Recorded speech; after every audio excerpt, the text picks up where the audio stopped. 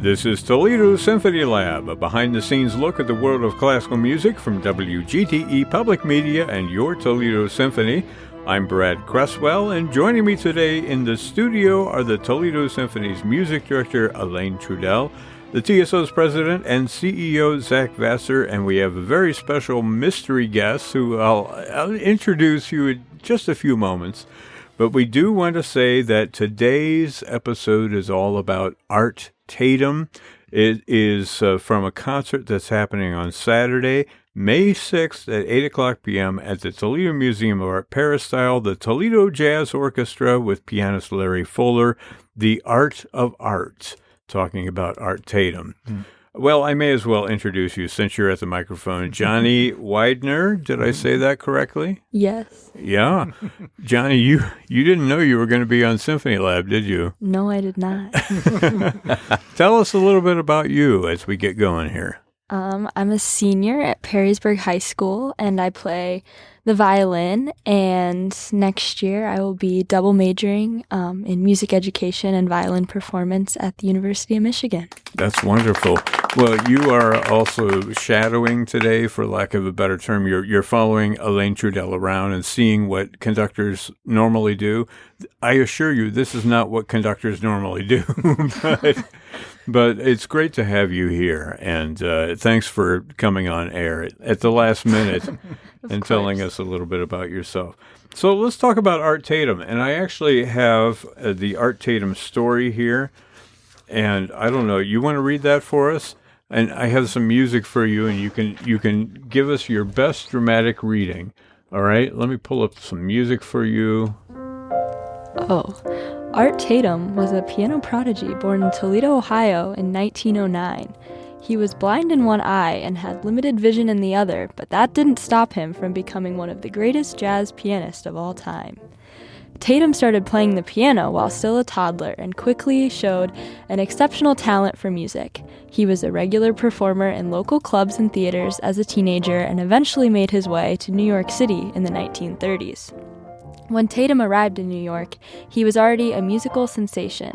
His lightning-fast runs, complex chords, and innovative harmonies left audiences in awe.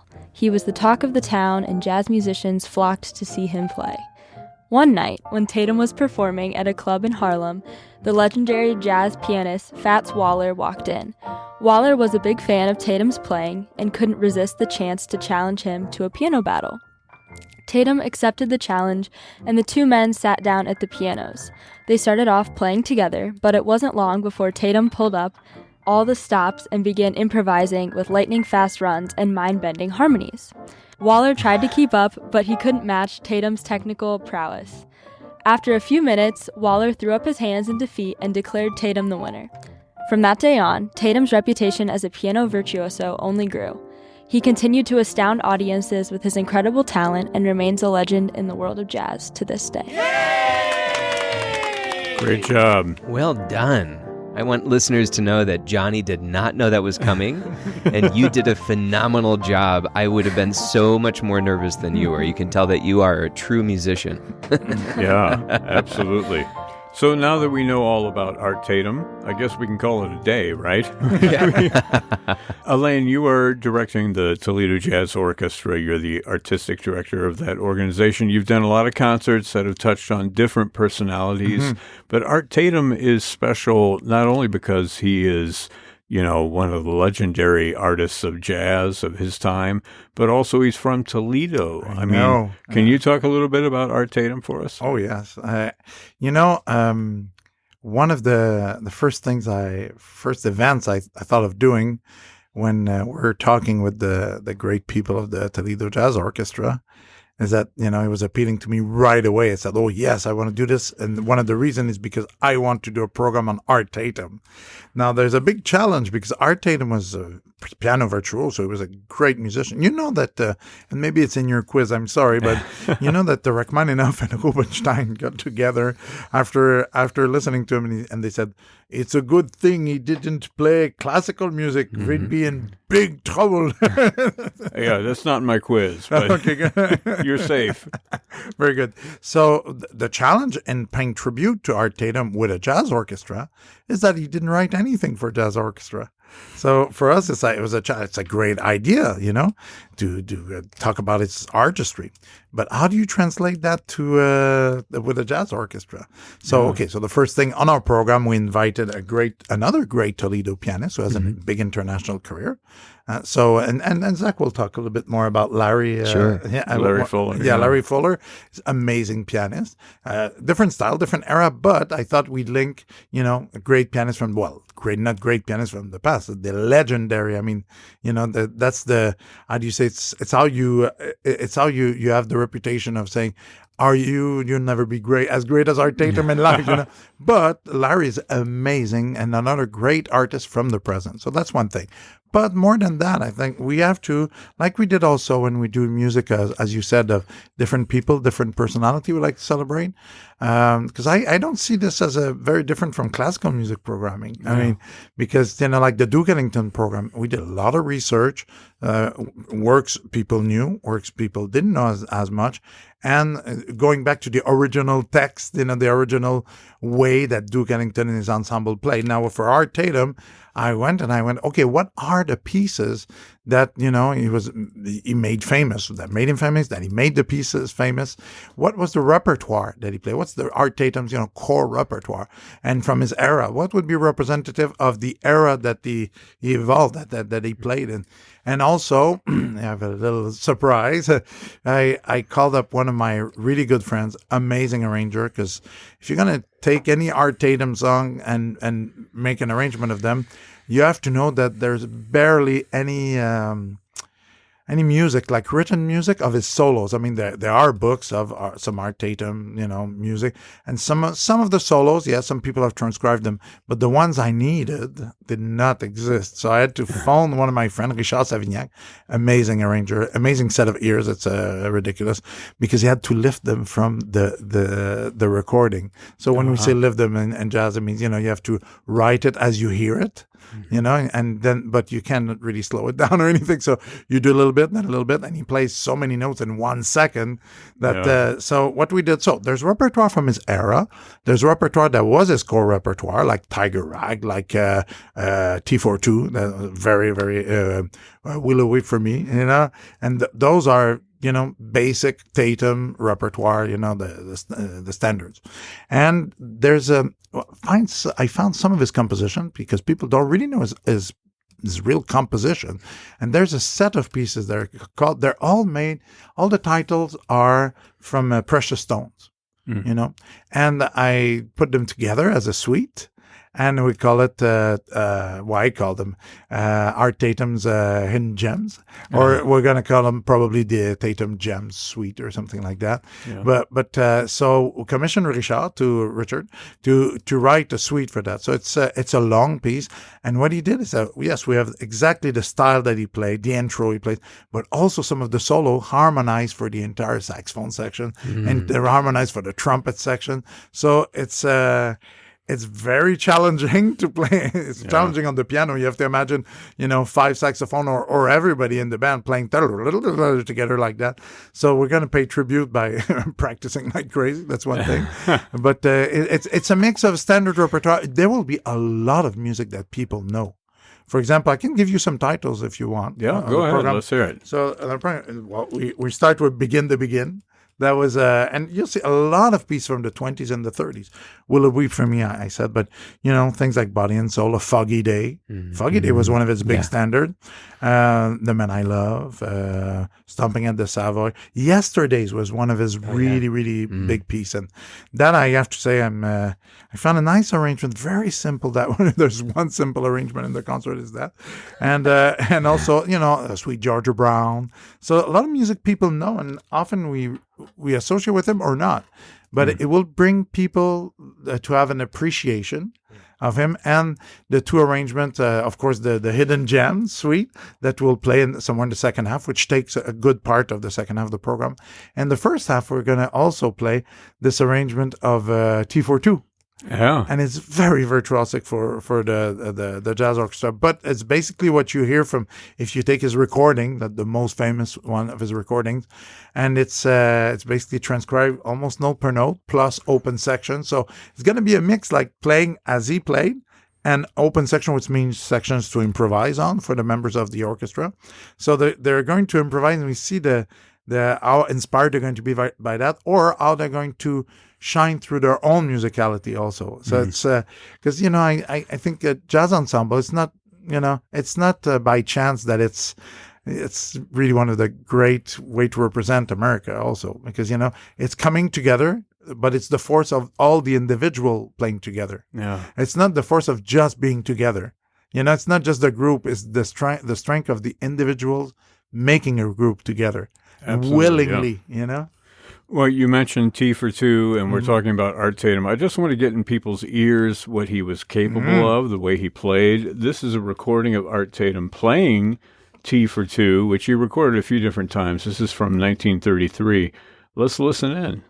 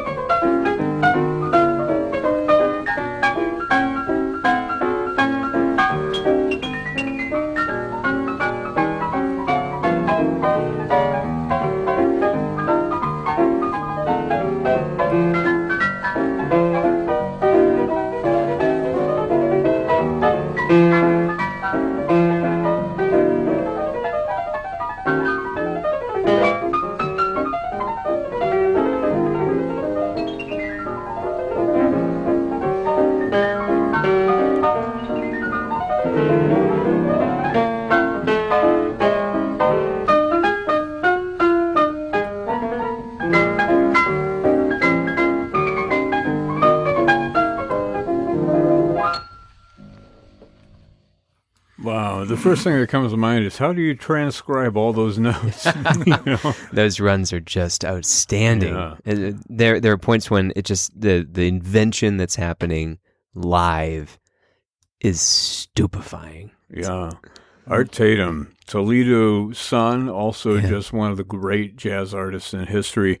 There's a story that, because and Johnny, you mentioned this in your Art Tatum story, that he was nearly blind. He had limited vision in one eye, and he was totally blind in the other eye. And there's a great story that he heard pianists, like duo pianists playing. And he thought they were a single piano, so he just did it. Yeah. Exactly. Right? Yeah. And this sounds like what we just heard. It sounds like a piano duo. It sounds like two pianos, or at least piano 4 hands. Yeah, it does. Going at it. Amazing. My favorite part of that recording is the last note. So after all these crazy runs and invention, he just goes, bum. But that's his signature, huh? Yeah. Like, tap, da, da, da, Rachmaninoff, and ta, ta, ta, ta. And his signature is to finish. It's like at the end of the Rhapsody on a Theme of Paganini. Yeah. Bum. Right. So there's a story about, you mentioned, Ali, the idea of Rachmaninoff and Rubinstein going to hear him. Horowitz was fascinated by Art Tatum, and Horowitz is known for some kind of whiz-bang piano moments as well. His transcriptions are incredible. See a relationship between the two, and they were acquainted to the point that there's a great old recording. Horowitz is very old at this point. It's probably one of the later interviews that he gave, but he tells a story about his relationship with Art Tatum. And Horowitz had gone to a lot of his performances because, Horowitz, Rachmaninoff, Stokowski, all these guys would just want to see how he does what he does, which is amazing that they would, sometimes sneak into jazz clubs just to watch another pianist. But that's how much he was admired. So Horowitz tells a story that he went to go see Art Tatum perform, told Art that he was there, and Horowitz had prepared T for Two. So he gets up on stage and plays his version of T for Two, this famous classical pianist playing a jazz tune that he was very excited to show off for Art, but he asked that Art then play his version because he wanted to end on jazz as opposed to end on classical interpretation. And so Horowitz does his performance, and then Tatum comes out, and I'm probably getting some details wrong here, but Tatum comes out and plays his performance, probably very similar to what we just heard. And afterwards, Horowitz goes up to him and says, I need to hear that again. Can I have your sheet music? And Tatum says, oh no, that was completely improvised. And at that point, Horowitz says, I knew I would never play T for Two in public again. Yeah, definitely. You can see where that was headed. Yeah. There are lots of great stories about Art Tatum. He played like with flat hands as opposed to curved fingers. He kept everything flat. And sometimes you would just see his hands moving up and down the keyboard, and you would barely see his fingers moving because of the way that he played the piano. There's also another great story told by one of his friends who saw him many times perform, and they performed on pianos that had like stuck keys because they would go on tour or what have you, and the keys would be stuck, so you could play it, but it would stick closed. And so while he was playing scales with his right hand, he was unsticking keys with his left hand, and then he'd go back and play with his left hand. At the same time, he'd unstick the keys with his right hand. Because he had perfect pitch, he knew exactly which notes he had to unstick. That's incredible. And he did it all without breaking a sweat. I mean, it was like, okay, that's just part of his show. That's part of the music, was unsticking those piano keys. That's incredible. Pretty amazing. I do have a Art Tatum quiz, and I've got a little music here, and we'll go for it. And Johnny, feel free to join in along with Elaine and Zach in our quiz. Let me pull up a little music here. Okay.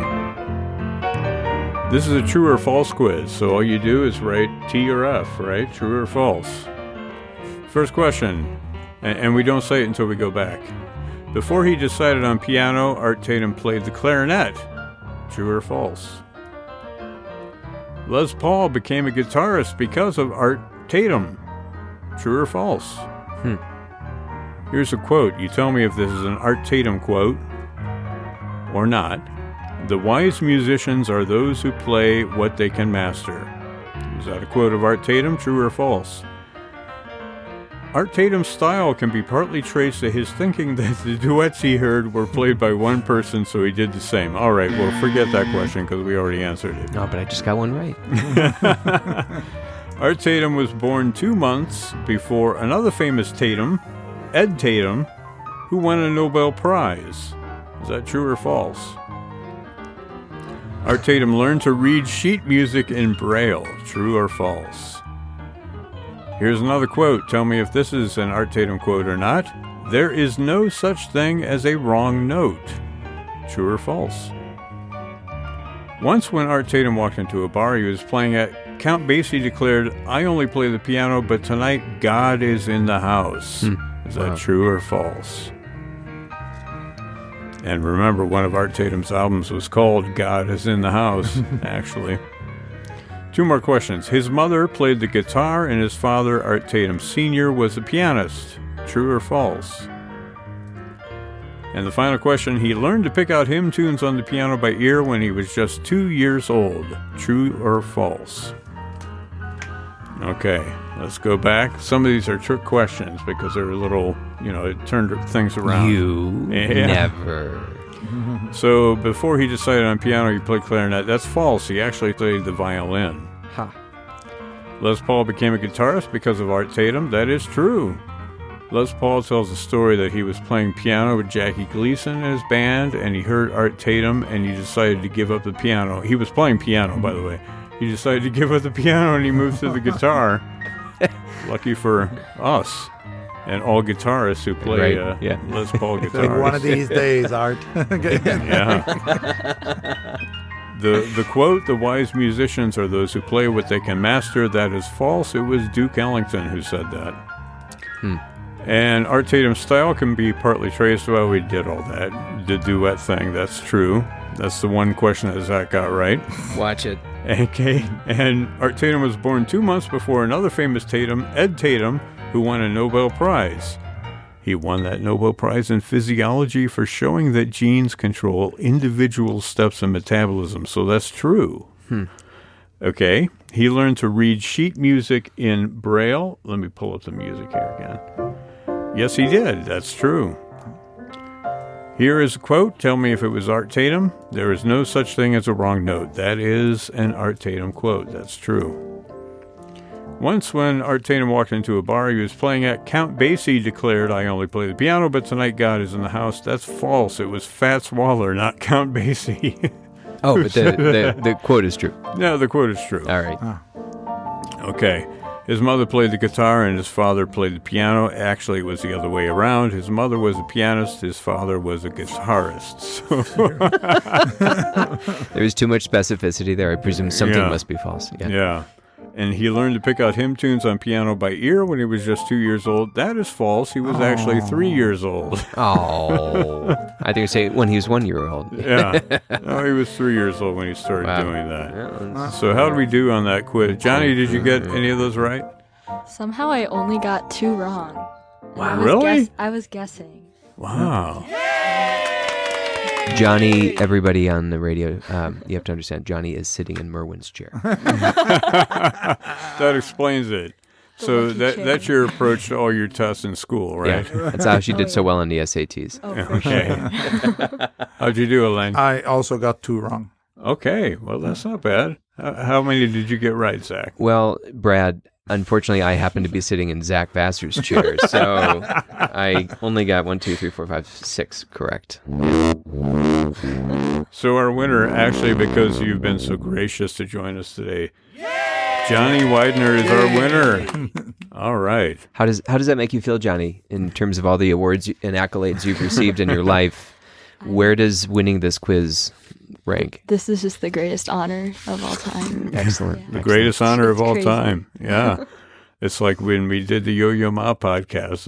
His greatest honor was receiving the Fred Rogers Award. Yours, Johnny, is winning the quiz on Right here today. Toledo Symphony Lab. Greatness in the moment. Yes. Speaking of greatness, you have a wonderful pianist coming to play this Art Tatum concert. You want to talk a little bit about Larry Fuller? Zach? Larry Fuller. So when Johnny was talking about a piano prodigy born in Toledo, Ohio, she could have been talking about Art Tatum or Larry Fuller, both from here. Like Alain Trudel, he is a Yamaha artist. So they both bring that claim to fame. But he doesn't have a mouthpiece named after him, I right? would hope not. Toledo audiences may have seen him before. I know he's played at the Glass Salon. He had a wonderful appearance at Lucille's last year. I was so chagrined not to be able to get a ticket to that. But he is a real old school jazz pianist. And three of my favorite jazz musicians, all played with Diana Krall, by the way, were Ray Brown, Jeff Hamilton, and John Pizzarelli. And Larry worked with all three of those gentlemen in their trios. So he's just like a real jazz pianist. So I can't wait to see him work with the TJO and work with Alain. So it'll be a great homecoming for him. And I think the audiences are in for a huge treat. You know, I've always been fascinated whenever I see anybody improvise jazz at the piano, and everybody has their own kind of personality, their own stamp that they put on those solos. And first of all, it's just the technique is completely mystifying. The fact that you can play all those scales and have it fit harmony. Like what we heard Art Tatum do was go through different harmonic progressions, and he'd visit, a different key for just a split second and then shift back. It's so rich and so interesting. And I imagine watching it live in the house would be quite an experience as well. And paying tribute, we look back. So, I mean, I had this conversation earlier this week. Depending on how you look at it, the history of jazz is either very long or very short. And I remember when Benny Goodman did his famous Carnegie Hall concert, which legitimized jazz by doing it at Carnegie Hall. That was, I think, 1938. And there was a part of that second set was called The History of Jazz. And I think it's so funny that in 1938, they were already celebrating the history of jazz, right? Yeah. But Tatum comes from that time. So there was still a huge amount of invention. And now we have people like Larry Fuller and Harry Connick Jr., who are all, kind of inspired by Art Tatum and can take some of what Art did and create their own versions of that, their own improvisations. But Art was playing at a time when everything was new. The landscapes had yet to be drawn. So when we think about celebrating the art of art, there's a lot of that sense of chronic invention. And I loved hearing about your charts, Alain, when you're talking about everybody harmonizing within the section, because, that's what he was doing on the keyboard. It's just incredible.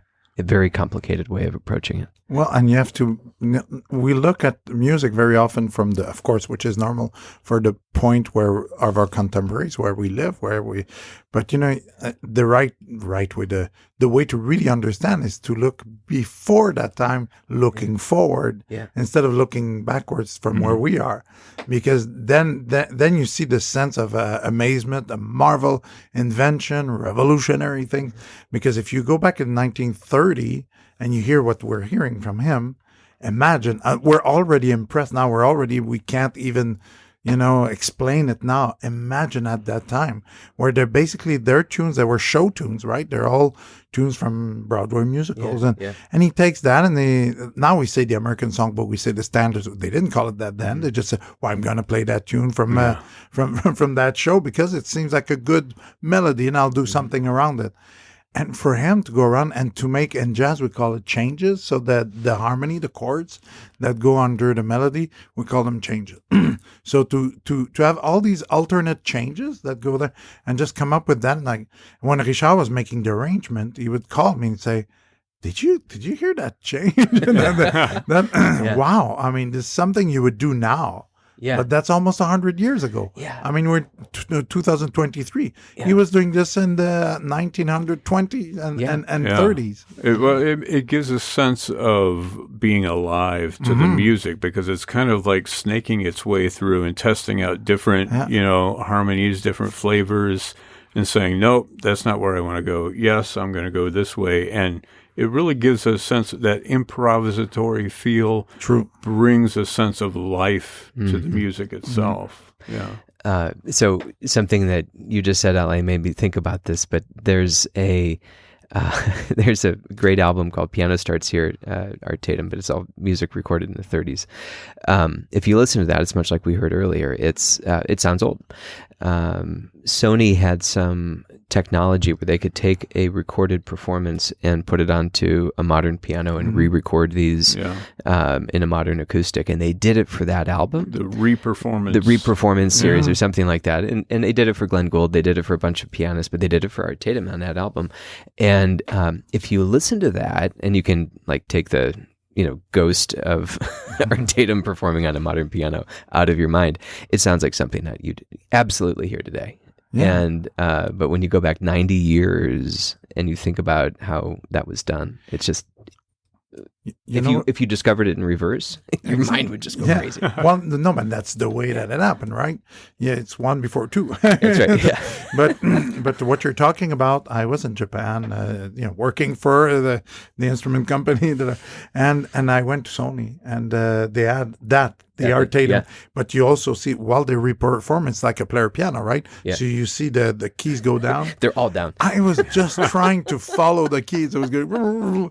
Yeah. It looked like whoa.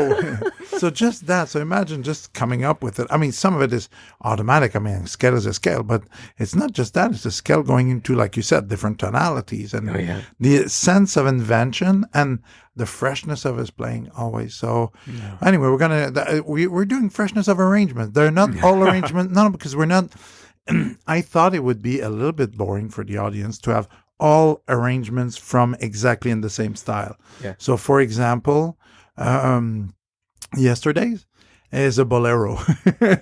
The arrangement of it's very nice. It's beautiful, but it's a more so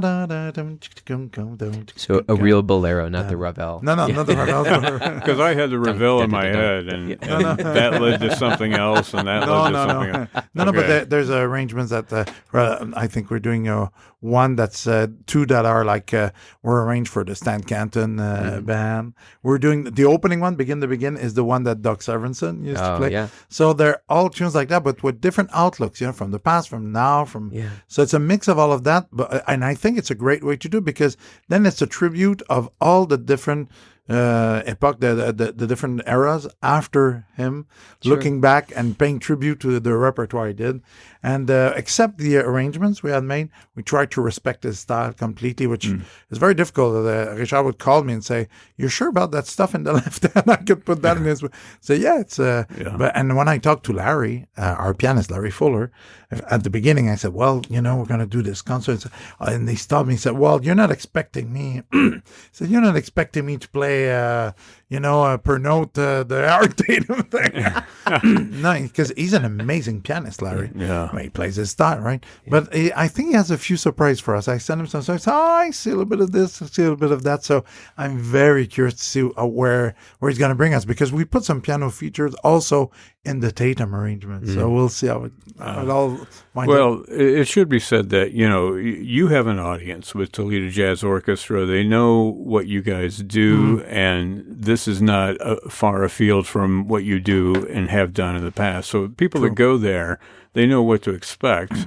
We're just putting this Art Tatum spin, this hometown Toledo spin on the concert that you're offering. And the main point is everybody's going to have a good time. Absolutely. That's what it's about. Yeah. And speaking of a good time, you like my segue there, I have another quiz for us. This is an AT quiz, which you can guess what AT stands for.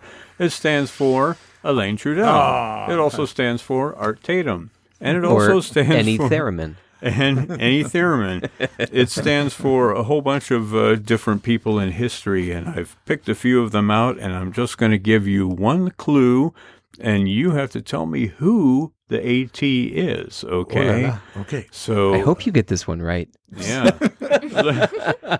What if Alain gets this wrong? Well, the first person you're going to raise your hands, and I'll call on you. The first person who knows the answer to a question, okay? Oh.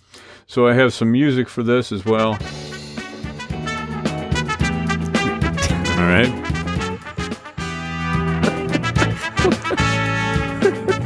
Okay. This AT was another great conductor who was also a cellist.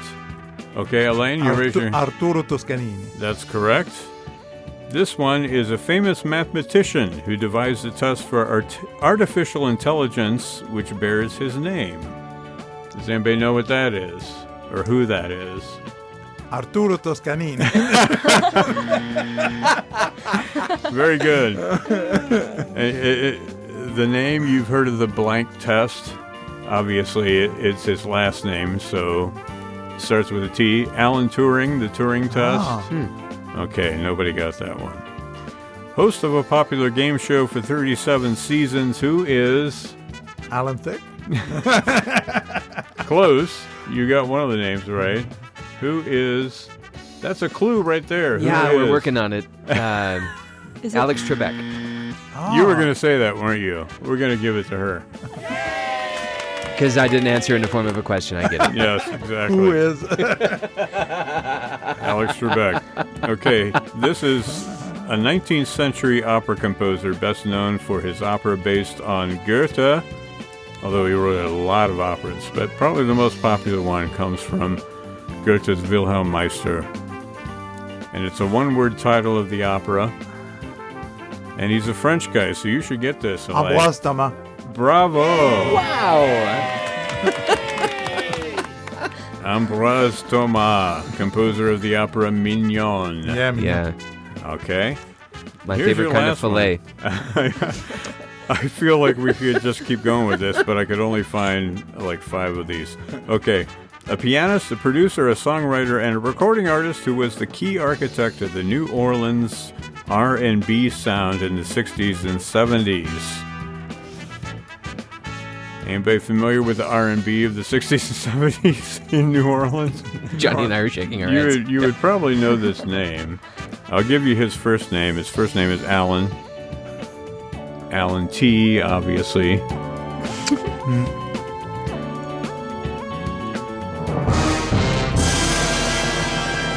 The answer is Alan Toussaint. Toussaint, no.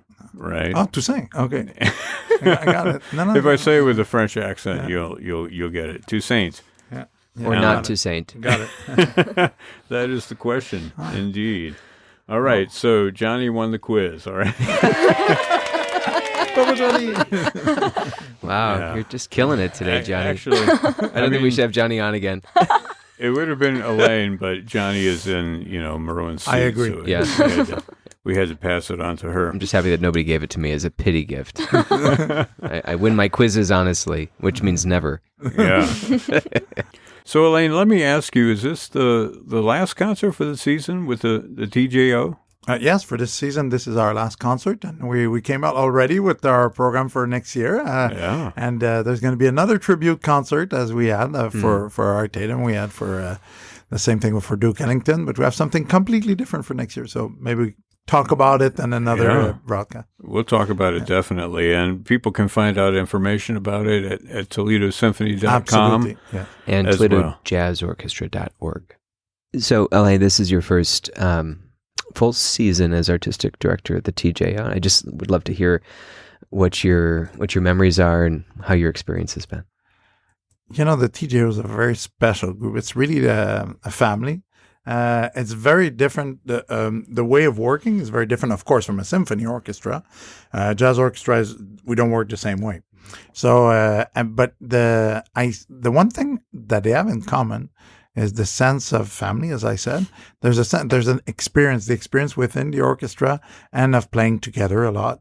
But what's interesting with the jazz orchestra, they don't play as often as the symphony, but they play in different groups all around. And the wealth of knowledge and of the tradition in the group, like, our lead trumpet was Mike. He was 30 years the lead trumpet of the Count Basie Orchestra. Yeah. We have people playing in the Buddy Rich Orchestra with people. So they're all very respected, famous in their own, in their own individual career.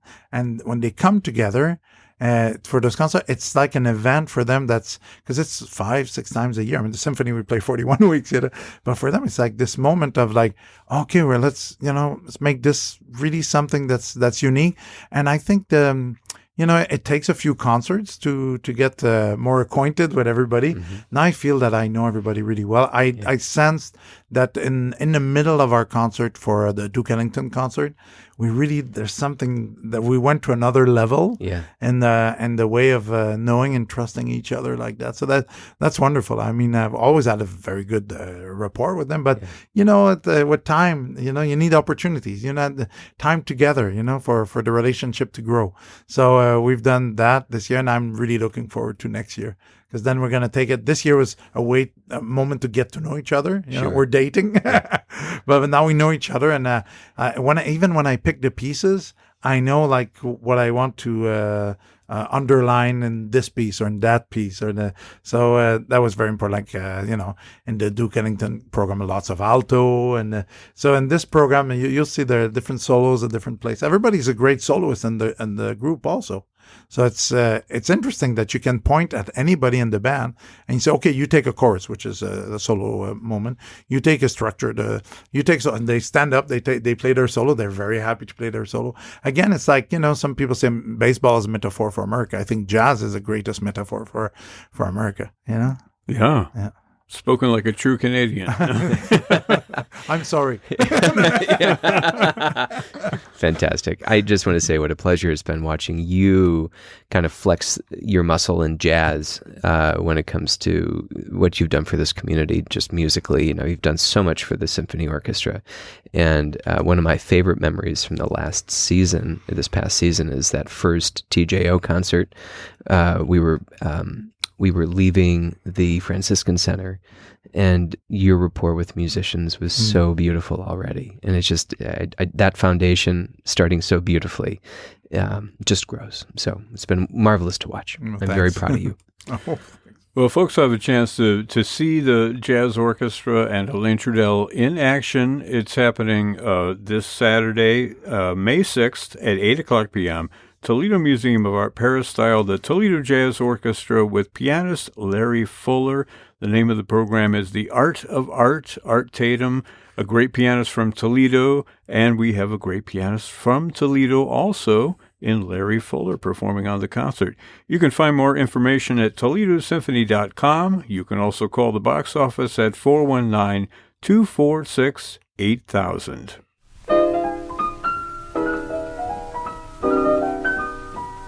This program is a production of WGTE Public Media in collaboration with our sponsor, the Toledo Symphony, with generous support from the Rita Barber Kern Foundation. You can download episodes as a podcast by going to our website at wgte.org/lab. You can also subscribe to us through your podcast app of choice, including Apple, Google, and Spotify podcasts. And don't forget to check out all the upcoming events at the Symphony, including their new season.